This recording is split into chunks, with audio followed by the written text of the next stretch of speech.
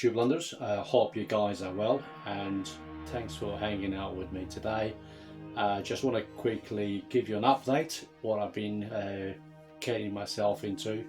I did say I needed to cut down on RC. Well, turns out I shoot myself really. I ended up buying another 3 vintage RCs. No one to blame but myself. I simply could not resist it, and you will see why. Let's start off with this one here, which is a Tandy Jeep Renegade. I got this on eBay. It was very local to me, 5 minutes drive. I made it an offer, they accepted it, and for what it is, it's worth way more than that. I've seen some other ones going for a lot more. So basically for this one here, I have paid £40. That's UK pounds, so about $50 US. Did need it a little clean. Apart from that, it's all good. Fully proportional. 3-speed gearbox. You got a switch in there which you flick into low, medium or high. Very well detailed really for the time. You got little details on the inside like dashboard, steering. You even got little pedals in there, glove box, air vents. I mean, this thing for back in the day was actually really good. As I said, fully proportional. The tires do look like plastic, but they're not. There's some sort of a rubber compound, which is great. Yeah, it works really well.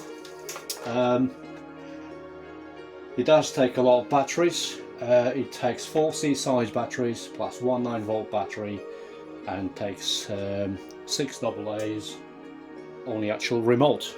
But everything is actually in mint condition really. It was dirty, that's all it was. Second one, which is this Nikko Super Tiger. Someone on Facebook put me through this guy, and I went to see the Nikko and came back with 2. Let's go through that one. I believe this was a Japan release, only available in Japan by the looks of it, because all the writing is actually in Japanese. Same on the back, on the inside of the car, it's all Japanese and all that. It's not proportional, but it's 4-wheel drive. It did not come with a box, but it is really good. I mean, it is in very good shape, apart from I only saw that afterwards. The rear bumper has actually been fixed, but that's fine, it is what it is. It's got a 2-speed gearbox. It takes 8 AA's batteries and one 9-volt battery on the actual remote itself. This is from one particular guy, and the second one I got was the Nikko Hilux truck. So I went to see that. I meant to only buy that, came back with that. So that one is from 1982, so right now 42 years old.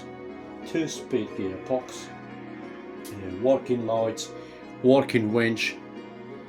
Takes 4 C-size batteries and 4 AA's batteries on the actual car itself, and one 9-volt battery for the remote. I can see why this thing could not run a lot back in the days, because I mean, damn, that's a lot of batteries. I mean, you have to be quite rich to afford all them batteries back in the days. But yeah, everything works really well. There were some issues with it, that's why I've got it cheap. Going back to this one, actually, I didn't tell you how much that was. That was £100, so about $110, $120, which is borderline for me. But I mean, you don't see them very often, so yeah, it is what it is. That one there, as a deal with them together, I bought it for £35, but like I said, it did have issues. It was glitchy. Turned out I had to take the controller apart. So basically the on and off switch was not making good contact. Also on the sticks there was like a lot of residue inside from grease of some sort. Someone tried to grease it up for some reason. Yeah, so it was obviously cutting out.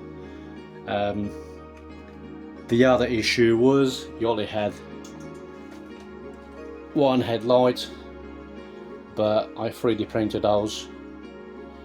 Did not have the wing mirrors, so I kind of 3D printed and make some fittings using wire and just paint it all in. Also, it did not have the rear canopy, so I handmade that with a bit of styrene, car body filler, bit of paint. I did try to get the colours to match in a little bit, but obviously it's not perfect, but I'm okay with that. It's good enough for me.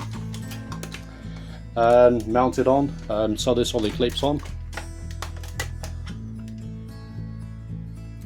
So you're mounting there.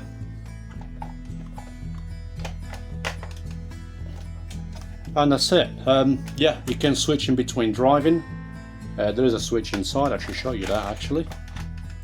So on there, that switch, you can switch in between winch and drive, and also the 2-speed gearbox is in there.